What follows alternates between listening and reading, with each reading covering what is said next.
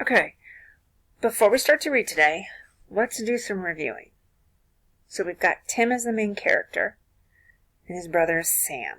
And then we have Father. Mother's probably in there, but she's really not a major character. We don't know much about her. So, Tim, main character. What would you say is his what's the internal conflict he has? Okay, if you put that his internal conflict is who to support, that's correct. Tim's struggling with, do I support Father and his beliefs, which would be supporting the British? Or do I support my brother Sam and his beliefs, which would be supporting the colonists? So it's two different sides. And if he supports Father, he's hoping the team that Sam's on, his brother, is going to lose. And I think he's scared. He's scared that his brother's going to get hurt. Which, based on the title, we know he will. Okay, so let's go. Chapter 3, page 38. Here we go. It's a funny thing. You'd think that if there was a war going on in your own country, it would change everything. It would make your life different. You'd think that there'd be men marching and drilling and people hurrying back and forth and lots of talk about the fighting. But it wasn't that way at all. It wasn't any different than usual. It was just normal. Of course, there were battles. There was a battle at Bunker Hill where the Patriots massacred the British troops before they were driven off. And the rebels also took Fort Ticonderoga without much of a fight. But these battles all seemed far away. They were just things we read about in the Connecticut Journal and the other newspapers. Sometimes Father brought home Rivington's Gazette from Verplancks. It was a Tory paper, and he wasn't supposed to have it. It was illegal, so he kept it hidden. Made me wonder how the war was going to make us freer if you couldn't read any paper you wanted anymore. Oh, I don't mean that we ignored the war. There was always a lot of discussion about it around Reading, and sometimes people in the tavern would get into arguments over it when they drunk too much whiskey. Once Father actually threw a man out of a tavern. He was a stranger, and I guess he didn't realize that Reading was such a Tory town, because he told somebody that the only good lobsterback was a dead lobsterback, and that King George was a great hairy fool. My father said, "That's subversion, and we don't permit subversion here." The man smacked his beer mug down on the table. "I thought I was among free men, not slavies." He hardly got the words out before Father jumped over to the man, jerked him out of his chair, and pushed him through the door into the mud of the street.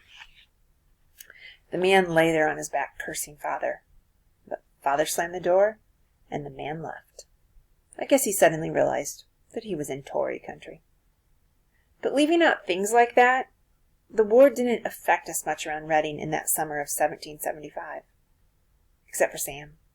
Sam was gone, and nobody mentioned him. Not Father, not Mother, not me. Father didn't mention him because he'd kicked him out. And Mother and I didn't mention him because of not wanting to get Father angry. For all we knew, Sam could be dead. But I didn't want to think about that, so I didn't. So the summer went along, and I lived my ordinary life, which was mostly chores all day long. Having a father who was a tavern keeper was a lot better than being a farmer's son, like most boys. Running a farm is terrible hard work, plowing and hoeing and milking cows and such, and being out in the fields all by yourself with nobody to talk to all day long. Being around a tavern is a lot more fun. There are people coming and going, and a lot of them have been to the big towns like Hartford or New Haven or even New York or Boston, and they have stories to tell. But still, it isn't as much fun as people like Jerry Sanford think. Mostly Jerry works on his uncle's farm, and he thinks I have it lucky. He doesn't realize that there's an awful lot of wood to cut to keep the fireplaces going for cooking, and a lot of water to come up from the well. And if there isn't anything else to do, there's scrubbing the floors and washing the windows and keeping everything clean generally. My mother's strong on cleanliness. Food tastes better in a clean house, she always says. And of course, there's a livestock I have to care for too. Besides, the woodlot is 2 fields down the Fairfield Road from the tavern, and we have to cart it up. So even if it was better than farming, It wasn't all that much fun. Of course, whenever I could, I ducked out and did something with Jerry Sanford. If it was hot, we'd go for a swim in the mill stream, or climb the trees up in his woodlot. We played mumble the peg, or spin tops, or played duck on the rock, which I usually won because I could run faster. Sometimes if it rained, we'd go up to Tom Warup's and get him to tell us stories about the Indian wars and the brave things his grandfather, Chief Chicken, did. Or if nobody was watching me, I'd sneak up into the loft and look at the old almanacs Sam brought back from college sometimes. But mostly, I worked. I saw Betsy read a lot. She came into the tavern pretty often to buy thread or cloth or something, and I noticed that when she did, she'd linger around on some excuse and try to listen to what people were saying, till my mother would say, "Betsy, I don't think your mother intended for you to spend the day idling." And she'd go. I didn't see what difference it made. Anyway, I never heard anyone say anything important. Then one day in September, she came down with a jug to buy beer. She sat down at the table, and when my mother had her back turned filling the jug, Betsy gave me a wink and jerked her head toward the door. I wrinkled up my forehead at her to explain what she meant, but she just nodded at the door again. Then Mother brought the beer jug back and put it down on the table. "Off with you, Betsy," she said. "Idle hands make the devil's work." Betsy got up, picked up the beer jug, and walked to the door. "I forgot to put away my pitchfork," I said. My mother gave me a funny look. "When were you using the pitchfork?" "Did I say pitchfork?" I said. "I meant the water bucket from when I watered the chickens this morning." I went through the kitchen and outside, and then ducked around the corner of the house. When Betsy came out of the front door, I gave her a low whistle, and she slipped up to the side of the house beside me and gave me a serious look. She wasn't much taller than I, but she was 15, and of course she was smarter than I was. "Tim, I have to talk to you about something serious." It was a beautiful sunny day. The birds were twittering and the breeze was blowing, and you could smell the hay in the field next to us waving in the heat. The wooden shingles of the tavern were warm. It was too nice a day to worry about things. I bent my head and touched my cheek to the warm shingles. "It's about Sam. Tim, if he came back to Redding, would you tell your father?" "I wish Sam would give Father back the brown vest." "Tim, stop worrying about that. Sam needs the gun." "I wish he would, though." "Please stop worrying about it. Just tell me what you would do if Sam came back for a visit." "Why does Sam want to fight with Father?" "Please, please, Tim," Betsy said. "I have to go. Just answer my question." I still hadn't made up my mind which side I was on in the war, and I didn't care whether Sam was a patriot or a Tory or what. All I could think about was snuggling up to him and listening to him talk about scoring telling points. Knowing Sam, I was pretty sure he was trying to score telling points from the other soldiers he was with. "I won't tell," I said. "Promise?" "I promise." "You swear on the Bible, Tim?" "I swear on the Bible," I said. "When is he coming?" "I don't know exactly," she said. "Soon. He sent me a letter." I was disappointed. "He didn't even say when he could come?" "No. I have to go, Tim. Remember, you promised." But he didn't come soon. At first I thought he would come in a few days, but he didn't. A week passed, and another week, and still he didn't come.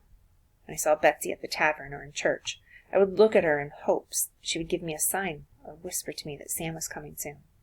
But she never did.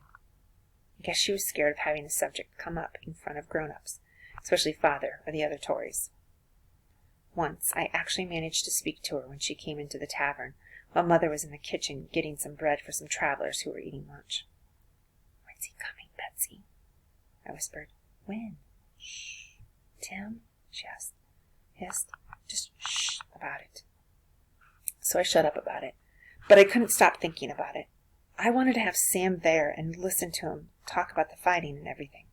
I wanted to tell him about everything I'd done too, all the things that would make him proud of me and respect me, like finally being able to throw a stone clear over the tavern, which we weren't supposed to do, and about being best in school in arithmetic. I never used to be very good at anything at school. But for some reason, I suddenly got good at arithmetic. So September passed, then November. The geese flew south in long wavering V's. The leaves went red and orange and then brown and fell so that they crunched when Father and I walked around on them out in the woodlot when we were getting up the winter's wood. The sky went that low November gray. The puddles grew coats of ice overnight. And one morning, when I woke up, the fields were white with snow. That morning, Betsy came down to the tavern with the beer mug. Mother was out with the chickens, but Father was in the tap room sharpening the two-man saw because we were going out to the woodlot. "Hello, Betsy," Father said. "How's your family?" "In good health, sir," she said. "I'm glad to hear it. What can I do for you? Beer, is it? Well, help yourself. You know where it is." "Thank you, sir," she said. She crossed over to the barrel. Father bent over the saw, the file making the metal sing as he worked it over the teeth. "Tim, are you going to school this term?" Betsy asked. "Yes," I said. I looked at her. "You started last month." Then I noticed that she was nodding her head slowly, up and down. Sam was back. Okay, let's go on actually. Chapter 4. I was so excited I could hardly stand it. I felt all sparkly inside, sort of scared and happy both at the same time. When lunchtime came, I could hardly force myself to eat. Although, of course, I did, so nobody would suspect anything. Being so excited worried me. A couple of times I almost blurted something out. You know how it is when you get really interested in something? You forget what you're doing or even where you are? Well, I was thinking so hard about going up to Tom Warup's and finally seeing Sam after all this time that I kept forgetting it was a secret. Once I started to say aloud, "I wonder if Sam really shot anybody." And another time I began to say, maybe I ought to bring him up something to eat. But both times I caught myself in time. The big question was to find an excuse to get away. On a school day, it would have been different. I would have just told the teacher I had to go home and help at the tavern and gone up to Warup's. But I didn't want to wait until Monday. Probably Sam would be gone by then anyway. After lunch, Father sent me out to the woodlot with the axe. Although it had warmed up some, the day was cloudy and the thin layer of snow was still on the ground. From the woodlot, the whole country looked white, as if it had been painted to match the church and the houses around it. I began cutting wood, wondering if I dared to sneak away to Warup's. I decided not to. After a while, Father would notice that there weren't any chopping sounds and come up to see what I was doing. I needed another excuse. And as I chopped, I tried to think of one. I was thinking like that when I first heard the horses. I straightened up, letting the axe dangle from my hand, and listened. There were a lot of them coming up the Fairfield Road from the south, and they were coming pretty fast. I steered down the road toward the bend. They would have passed right by me. At first, all I could hear was a heavy drum roll, sound of hooves. Then I began to hear the voices of men shouting and the jingling of harness. And suddenly, it came pouring around the bend of the road into sight. It was a party of maybe 20 people, and even at a distance, I could see that some of them had on blue uniforms, which meant that they were Continentals, the rebel troops. I stood back among the trees and watched them come galloping by. It was a pretty unusual thing to see a party of horsemen in Reading. They came on, and then they were swirling by, an officer wearing a sword in the lead, followed by the ordinary soldiers.